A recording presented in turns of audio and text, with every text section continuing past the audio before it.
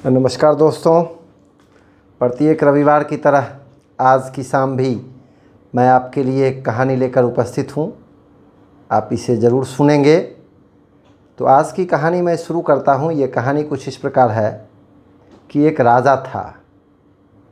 उसे एक ऐसा आदमी मिला जिसने कहा कि मैं किसी भी चीज़ को, किसी व्यक्ति को, वस्तु को देख करके उसके साथ एक दो दिन समय बिता करके मैं उसकी सच्चाई बता सकता हूँ। राजा ने क्या किया कि उस आदमी को लाया और अपने घोड़ों के अस्तबल में उसको नौकरी दे दी। घोड़ों के अस्तबल में वह काम करने लगा। कुछ दिनों के बाद राजा उसके पास गया अपने घोड़ों को देखने के लिए अस्तबल में, और उसने उस आदमी से पूछा कि इस घोड़े के बारे में बताओ। वह घोड़ा राजा का सबसे प्रिय घोड़ा था। नौकर ने कहा, महाराज, यह घोड़ा यूँ तो अच्छा है लेकिन नस्ली घोड़ा नहीं है। राजा ने पूछा, क्यों?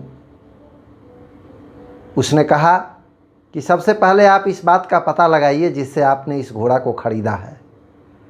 राजा ने उस आदमी को बुलाया जिससे घोड़ा खरीदा था।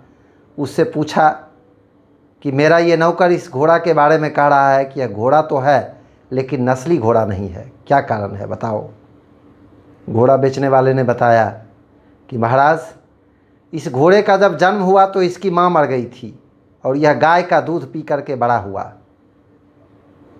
राजा प्रसन्न हुआ।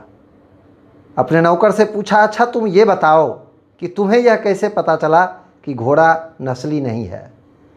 नौकर ने कहा, महाराज, जब यह घास खाता है तो अपना सिर नीचे रखता है। सामान्यतः जो नस्ली घोड़ा होता है वह घास को मुंह में लेकर के अपना सिर ऊपर उठा लेता है और फिर घास खाता है, लेकिन यह घोड़ा घास मुंह में लेता है और सिर नीचे करके खाता है। इसका मतलब है कि इसका जो व्यवहार है वह घोड़ों जैसा नहीं है, वह गाय जैसा व्यवहार है। राजा बहुत खुश हुआ और उस नौकर को राजमहल में ले आया। राजमहल में उस नौकर को राजा ने अपनी रानी के भवन के आसपास नौकरी दे दिया। 10-15 दिन तक नौकरी करने के बाद राजा उसको बुलाया और फिर उससे रानी के बारे में पूछा। उसने कहा कि यूँ तो रानी साहिबा अच्छी हैं लेकिन वह जन्म से रानी नहीं है। राजा आश्चर्यचकित हो गया। उसे बहुत गुस्सा आया, क्रोध आया।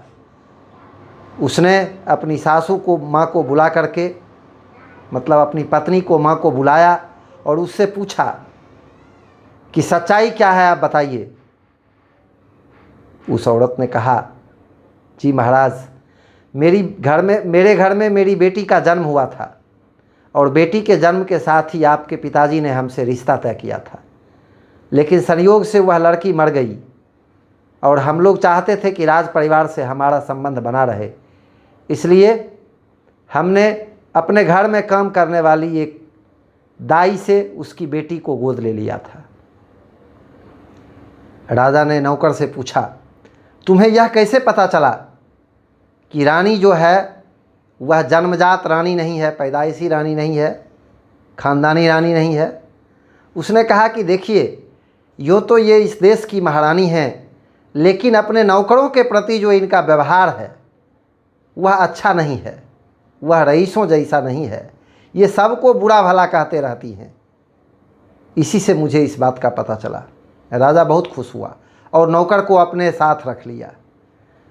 10-15 दिनों तक साथ रखने के बाद राजा ने नौकर से कहा कि अच्छा, अब तुम मेरे बारे में कुछ बताओ। नौकर ने कहा, महाराज, मैं आपके बारे में क्या बताऊं, मुझे छोड़ दीजिए, कुछ मत पूछिए। राजा ने कहा, नहीं, तुम्हें बताना पड़ेगा। उसने कहा, ठीक है महाराज, मैं बताऊंगा, लेकिन इसके पहले आप मुझे यह वचन दें कि आप मुझे मृत्युदंड नहीं देंगे। राजा ने उसको वचन दे दिया कि मैं तुम्हें मृत्युदंड नहीं दूंगा। फिर उसने राजा को कहा कि महाराज, आप हैं तो राजा, लेकिन आप भी राजवंश में, राज परिवार में जन्म लिया हुआ नहीं जान पाते हैं।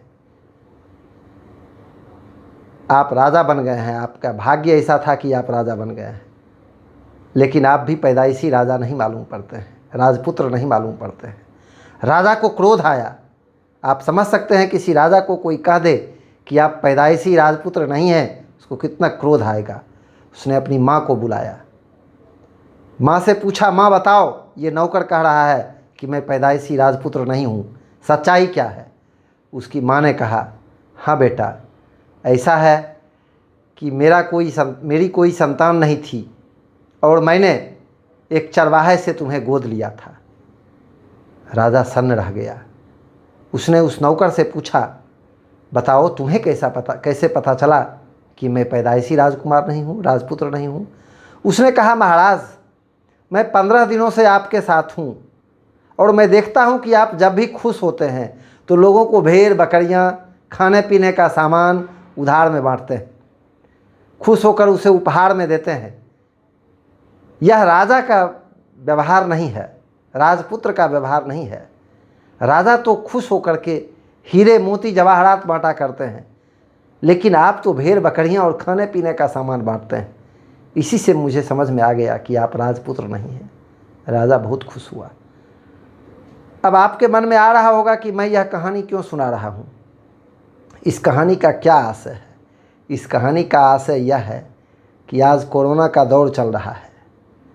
हम लोग अपनी प्रशंसा पाने के लिए किसी दूसरे व्यक्ति के हाथ में 2 किलो चावल रखते हैं और फोटोग्राफ ले लेते हैं, उसका फ़ोटो फेसबुक पर दे देते हैं और अपने आप को यह दिखाते हैं कि मैं लोगों की भलाई कर रहा हूँ। सारे लोग यही काम कर रहे हैं।